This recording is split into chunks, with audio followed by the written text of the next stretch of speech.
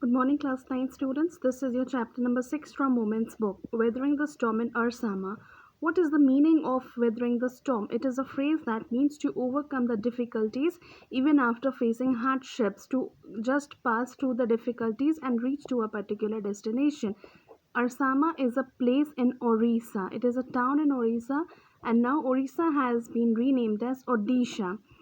It is the account that tells us about the tragedy that happened in the state of Odisha during the cyclone in 1999. In this cyclone, 1,000 people were killed and hundreds of villages were devastated. And in this chapter, we are going to learn about Prashant, who was a young man who was marooned on a roof. That means he took a refuge on the roof of his friend's house. But on the third day, even he was a victim of this cyclone. He decided to find his family and return to his village. Now, on 22nd October 1999, after 7 years of his mother's death, that means Prashant's mother was no more in this world. He had gone to the block headquarters of Arsama. It was a town in coastal Orissa. Why is it being used as term as coastal? Because Odisha is a town that is situated near the coast and it was 18 kilometers from his village. He wanted to spend a day with his friend. And all of a sudden in the evening, a dark, menacing, approaching storm quickly gathered, and the winds were beating against the houses with a great speed. And Prashant had never witnessed, and moreover, not only Prashant, there were many people who had never witnessed such kind of a storm or a cyclone ever in their life. And it was a day where the rainfall was heavy along with the speedy and great winds, and everywhere it was filled with darkness.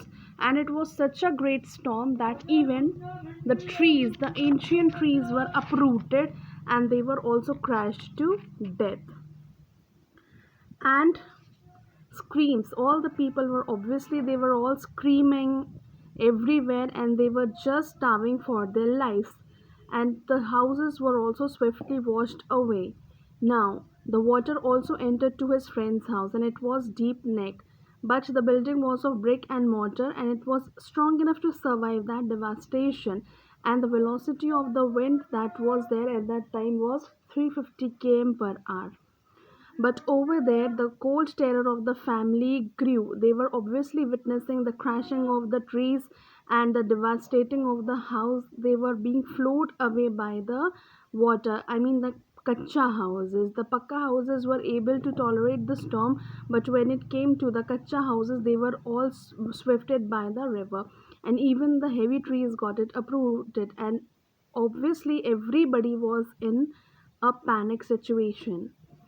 Now, over there in the middle of the night, their house was damaged and the roof and the walls were also damaged. Now, the destruction that was brought by the cyclone and surge of the ocean, it continued for the next 36 hours. But up to an extent, the speed of the wind was reduced.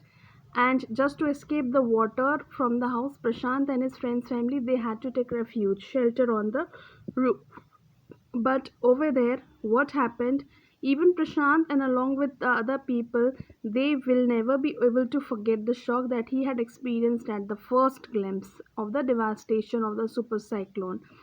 And over there in the morning, there was a brown sheet of water covered everything. Why? Because whenever it rains heavily, the water in the oceans, ponds, it become all muddy and it feels as if somebody has spread a brown sheet.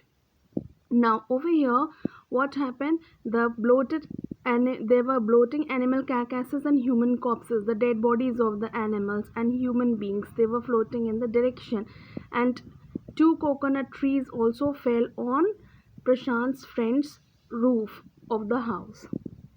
And what happened? It was a kind of a blessing when the tendered coconuts were there from the trees. They kept the trapped family from starving and they used to feed on the coconuts for many days.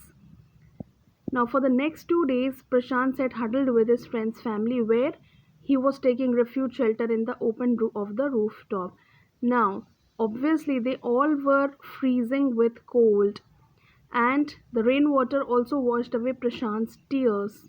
The now at that time he was only thinking about his family. He thought that maybe his family was able to survive during that super cyclone or not, or he would bereaved, he would be left as an orphan once again. Why? Because he had already lost his mother 7 years ago.